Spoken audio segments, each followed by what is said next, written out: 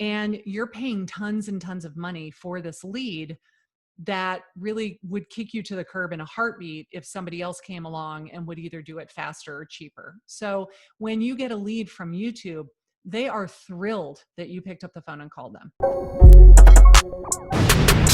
Hey guys, welcome back to the Designer Future podcast. I've got a very special guest on today. Karin, please go ahead and introduce yourself for me. My name is Karin Carr. I am a real estate agent and a real estate coach in Savannah, Georgia. And I love me some YouTube, so I'm excited to talk about this today.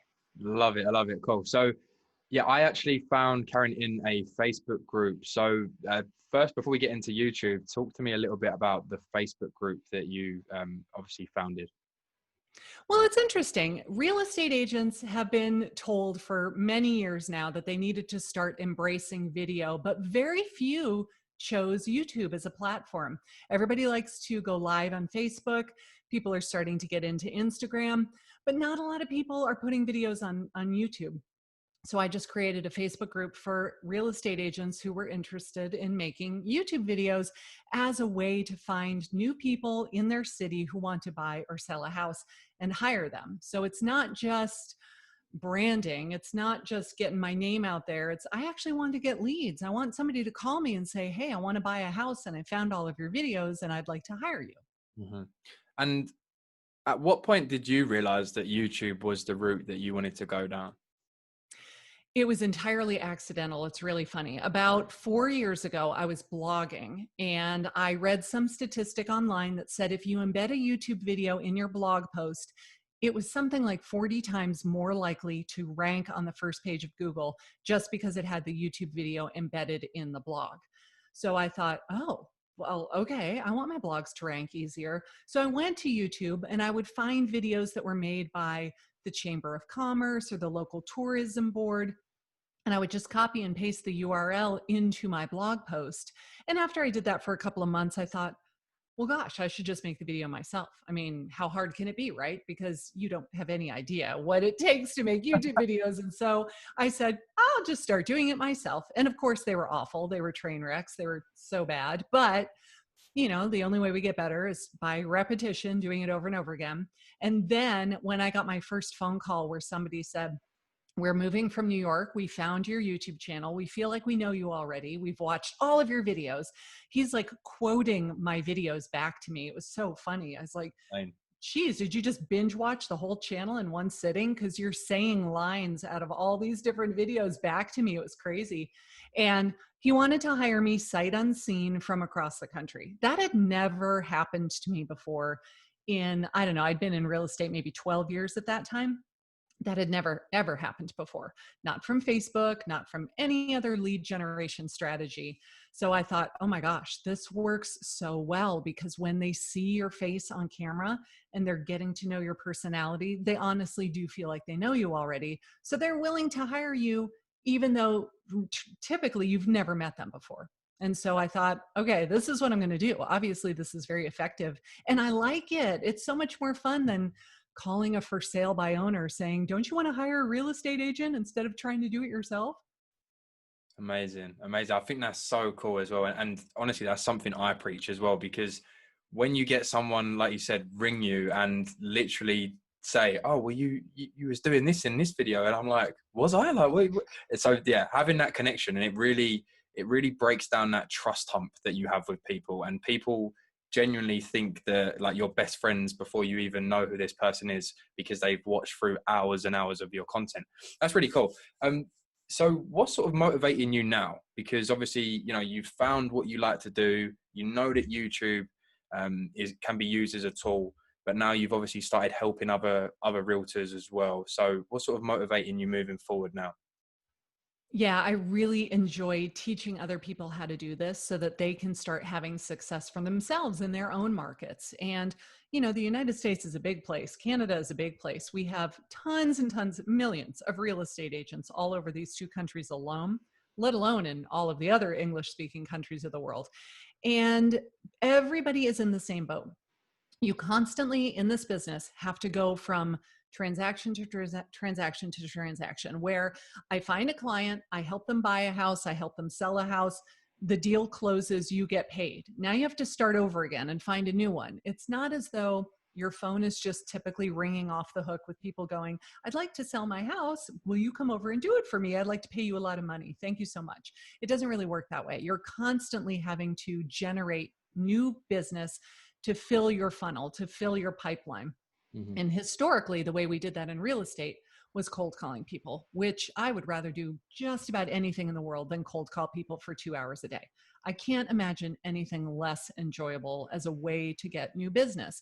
And so many people that I talk to feel the exact same way, but our brokerages are all very old school, and they tell you, smile and dial, get on the phone. You've got to learn these scripts so that if somebody says X to you, you can say Y in response. And I don't enjoy that. And so as I started doing it myself and it worked, I started getting so many phone calls from other agents saying, I've been following your YouTube channel. Like, what are you doing? Why? Does this actually work? And I would say, oh my gosh, are you kidding? Yes, it works. It works like gangbusters. And then they would say, well, can you teach me how to do it? And I said, are you kidding? I don't even have time to like brush my hair in the morning. I don't have time to do my job and teach you how to do this as well. But after I got call after call after call after call, I finally said, okay, clearly there's a demand for this. Maybe I should put together some sort of online course to teach other agents how they could do it. And that business model just completely exploded. I had no idea. It was truly an accidental business. And when I saw the response to it, and then I started getting all these testimonials from people saying, oh my gosh, I just got my first client from YouTube. This is amazing. I can't believe I waited so long, and now I'll never go back to doing it the old way. I finally worked my way out of real estate. So I don't represent buyers and sellers anymore. I am now training other agents 100% of the time, just because it works so well and it's so much fun. I love that. I love that. And yeah, like you said, people were like, oh my God, does that actually work? But when you actually take a step back and think about it, who is someone going to trust more? Someone that they don't know who the hell it is on the other side of a phone, or someone that they've watched hours and hours of valuable content with. Right. So yeah, I think that's amazing.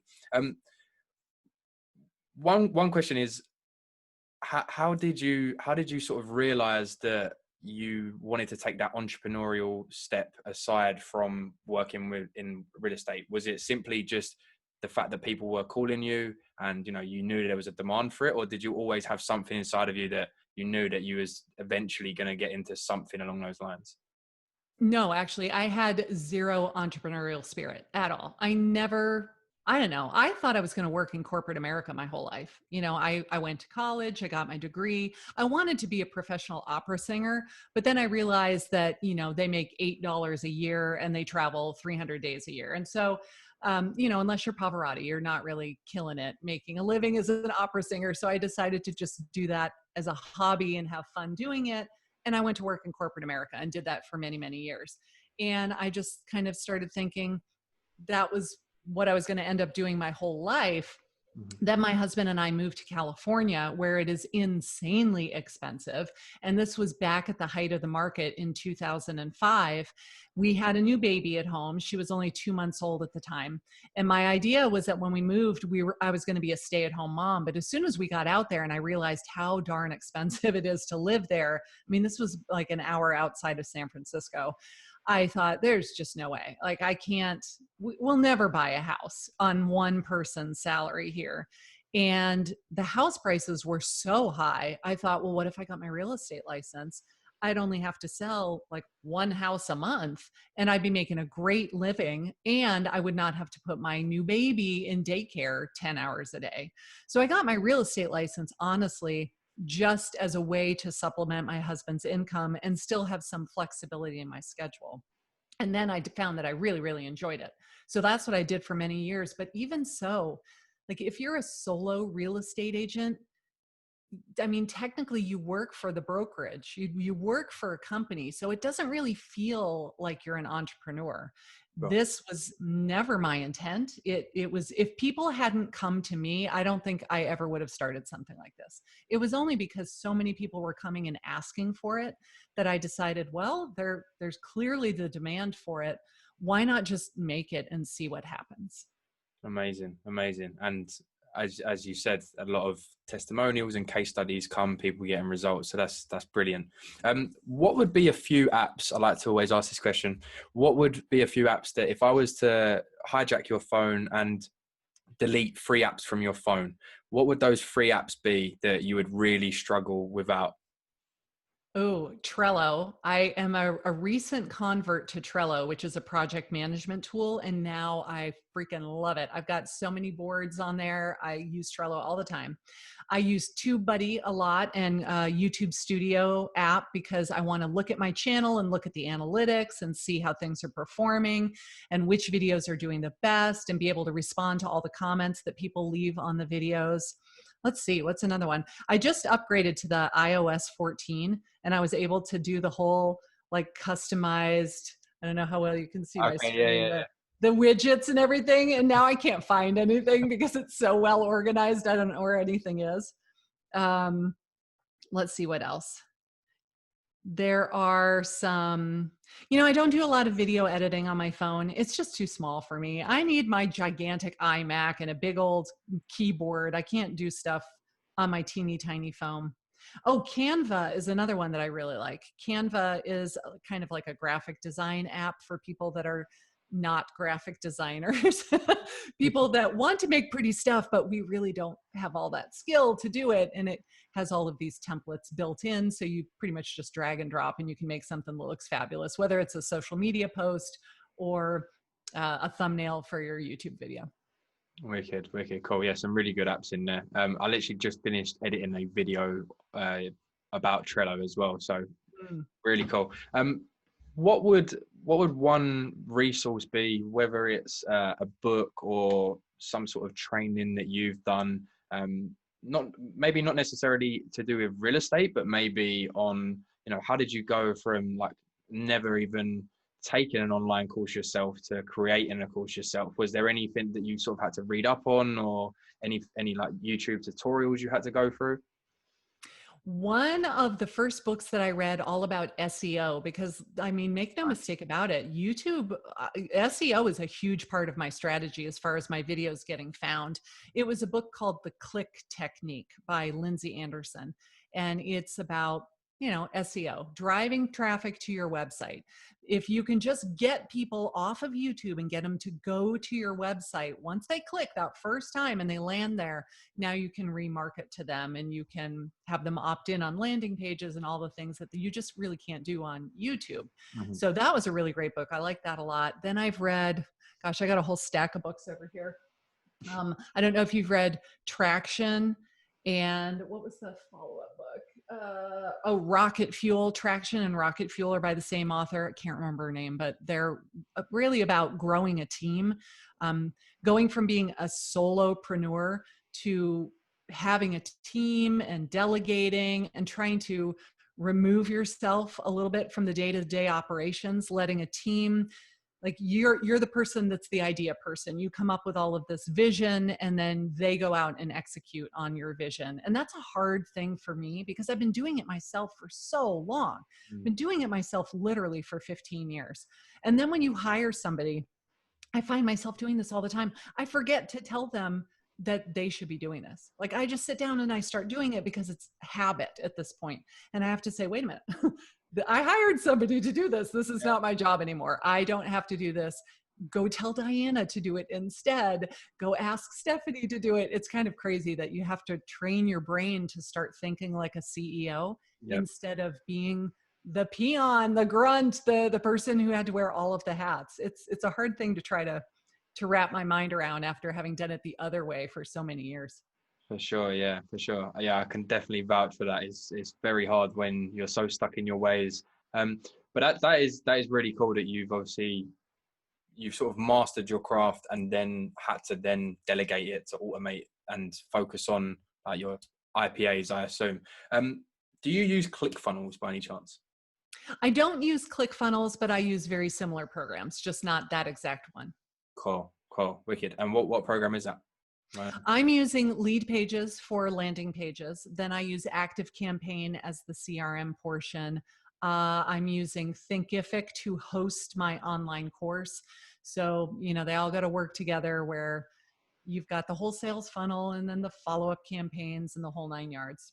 Wicked, wicked. Yeah, no, the reason I love to ask that question is I also use lead pages. So, but I have so many people that are like, click funnels, click funnels, click funnels. I'm like, yeah, but you don't need to just have to use that one individual program. I know people that design landing pages using Wix, for example.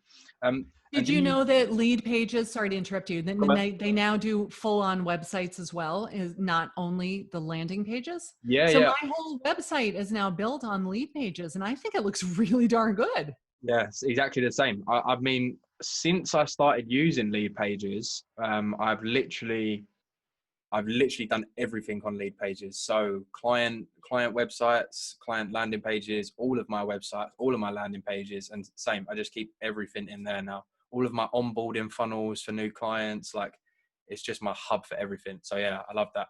And that's why I always ask the ClickFunnels question, because I'm like, lead pages does the same thing. Do you ever use cold emails now? Because you spoke about cold calling. Is cold emails part of what you've been doing? Not ever, none. I do no outbound marketing. It is all inbound. So my strategy is that I have the Facebook group, I have a Facebook business page, I have 2 YouTube channels. One YouTube channel is for people that live in Savannah and want to buy or sell a house. The other one is for real estate agents who want to learn how to do video. So between those 2 channels, I have somewhere around 15,000 subscribers. I think I have 10,000 people in my Facebook group.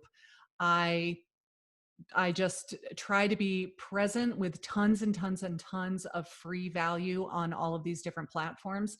And once they come to my website, if they do anything there at all, they read a blog post, they watch a video, they opt in for a lead magnet, anything at all, then I'm able to keep following up with them. And my goal is to just keep giving you as much value as I possibly can for free until you think, oh my gosh, I've learned so much from you and I haven't paid a dime. What would it look like if I actually signed up for your training program and I was paying for it?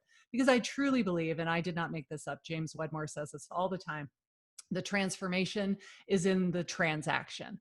Like if you get all this stuff for free, you'll listen and you'll absorb it, but you might not actually implement any of it because you didn't pay for it. So there's this perceived lack of value. But if you spend good money on a training program, you're going to go implement what you learned, because otherwise you're just flushing your money down the toilet. And if you don't spend the time to implement the stuff, then you kind of feel guilty about it. Like, oh, I spent all this money and I didn't do anything with it. And it kind of makes you get on the ball and actually implement these strategies. For sure. People that pay attention, as they say. That's wicked. So have you got any tips for, let's imagine someone's landed on this video out of the blue, they've typed in what to post on YouTube as a real estate agent. What would you sort of suggest? Just getting their foot in the door, just starting creating content. Yeah, if you're going to create content, I want you to have a channel and know exactly who you are speaking to. I feel like if your channel is super broad and you are all over the place with your content, it makes it harder for the algorithm to really understand who they should be putting your views or putting your videos in front of, how they should be surfacing your videos to new people. Whereas if you're very specific, and I'm trying very hard to tell the YouTube algorithm, like on my YouTube for Agents channel, that I am training about YouTube technique to real estate professionals. I want the algorithm to understand that that's the focus of my channel, so that it will then realize, okay, if I'm going to surface this to more people, this is who I'm trying to reach. A great example, I was doing a one-on-one coaching call with one of my students the other day, and she had videos on there about open houses and moving to her area and doing a sugar detox and yoga in the park and DIY hair masks for deep conditioning treatments for the hair. And I was like, I have no idea what your channel is about. No idea. Why would anybody subscribe if they don't have any idea what the channel is about? I want you to pick what this channel is about, and all of the content that you make that goes on this channel has to appeal to the person that you're trying to reach. So it almost seems counterintuitive that the more narrow your focus is, the more people you will reach that actually care about the content that you're putting out there. Amazing, amazing. And you briefly touched on it in terms of your team and sort of outsourcing certain tasks. What does that sort of look like now versus when you first got into creating videos around real estate? Oh, when I first went into it, it was all me all day long. That was it. I made the thumbnails, I made the channel banner, I made the video, I edited the video, I uploaded the video, I wrote the description, I wrote the tags, like I did all of the metadata, like I did 100% of the entire creation process. Now it is a very different process where I have a virtual assistant in the Philippines who does the editing. I have a company that makes the thumbnails for me. I create the video, I send it off to other people. They put it all together. They come back to me with a draft. I give them my revisions. They make the revisions. They come back to me. And then once it's okay, boom, it gets uploaded to the channel. Somebody else has made the thumbnail. I still write the description because I want it to be in my voice. Mm. But most of the other stuff, aside from the actual filming of the video, is being done by other people now, which is awesome because if you want to grow, you cannot do the things that you can outsource for, you know, 5, 10, $15 an hour. You as the CEO of the company have to be doing the things that are dollar producing activities. And these things need to get done, but they don't need to get done by you. And I would argue that there are far better people with skills at doing them. Like, as much as I might like to create my thumbnail in Canva, is it that great? No, because I'm not a graphic designer. Right. And I try really hard, but you know, you don't get an A for effort in YouTube. Either it does really well and it gets lots of views, or nobody sees it at all and they don't say, "Oh, but you really tried hard on your thumbnail." Yeah. No, that's not going to cut it. Like, you got to have a good looking thumbnail. So find somebody that is skilled and will make the thumbnail. Yes, you will have to pay them a few dollars to do it. But if your normal video gets, I don't know, 200 views, and then this video gets 5,000 views, wasn't it worth it to spend 25 bucks to have somebody else make a thumbnail for you? To me, absolutely yes. Definitely, definitely. And that's funny you say that, where you're like, I enjoy doing the thumbnails, but is it really what I should be spending my time, with? That's really cool. Um, Obviously the podcast is called Design a Future, so I'd really want to dive a little bit into where you see yourself in a year's time from now. Well, like a year ago, I was trying to do both jobs. I was trying to be a full-time real estate agent and try to teach this course. And I set a goal for myself that in 2020, I was going to be out of production. Took me a little bit longer to get out of production with this whole COVID nightmare, but it did happen. So now I have a team of real estate agents. I've even expanded into another city. So now we're in Savannah, Georgia and Augusta, Georgia. And maybe we'll do more cities, who knows? And so all of the leads that come in from that channel go to those real estate agents. And I manage the team, but I'm not representing buyers and sellers. My coaching program, though, I really want to take that and build on that. I've been so fortunate in how well it has gone and how well it's been received. And then it makes me so happy to see all the results that my students are getting. I mean, when they say, "Oh my gosh, I just got my first lead and it was for like a $1.5 million house." Oh my gosh, that's crazy. And so when they start seeing success and they're able to build self-sustaining businesses, you're in the UK, right? I am, yeah. Okay. I don't know if they have Zillow there, but in the United States, we have this beast called Zillow, which likes to sell leads to real estate agents for thousands of dollars a month. And these agents will buy leads from Zillow. Yeah. And it's just an internet lead. I was interested in 123 Magnolia Street. I want to go see it. I don't have an agent. They're not loyal to you. They don't care who shows up. Honestly, they just want somebody to show up and open the front door so they can see this lovely house. Sure. There's no loyalty. There's no affinity to you. They didn't know who you were before. And you're paying tons and tons of money for this lead that really would kick you to the curb in a heartbeat if somebody else came along and would either do it faster or cheaper. So when you get a lead from YouTube, they are thrilled that you picked up the phone and called them. They feel like they're talking to a celebrity. They feel like they're talking to somebody from TV which is ridiculous because it's my little tiny YouTube channel. I'm not famous, but somehow when I call them, they think that I am. And they are so grateful that I took the time to pick up the phone and call them. It's completely surreal to me. Even though it's been going on for years now, I still can't wrap my head around it. Like, really? I'm just a real estate agent. You're so excited that I'm calling you. And they're ready to sign on the dotted line right now. They tell all their friends that they're working with a famous realtor. It's really quite funny. So I'm on this mission to teach people that you can have this kind of a business where people are lining up to work with you without having to buy leads from these companies, if you would just be brave enough to get on video. And that's still the number one hurdle for most people. Is I don't know what they think is going to happen when they get on video, but they are scared to death of having someone judge them and find them wanting somehow. Mm-hmm. And I think that that's the biggest fear that everyone has at the start of, why am I going to upload videos if no one's going to watch them and people's going to judge them, their editing isn't good, and you just got to get started and make adjustments as you progress. That's right. Thank you so much for coming on, Karin. Where can everyone find you on your channels? I'm sure I'll leave all the links below, but say as well. Thank you. Well, let's see. My YouTube for Agents channel is just called YouTube for Agents. So if you go on YouTube and you search YouTube for Agents, you'll find it. My other channel is Georgia Coast Homes for anyone that is interested in moving to Savannah, Georgia. And let's see, my website is youtubeforagents.com. Perfect. Well, thank you again for coming on. Guys at home, thank you for watching and listening, and I'll see you in the next episode. Take care, guys. Bye-bye.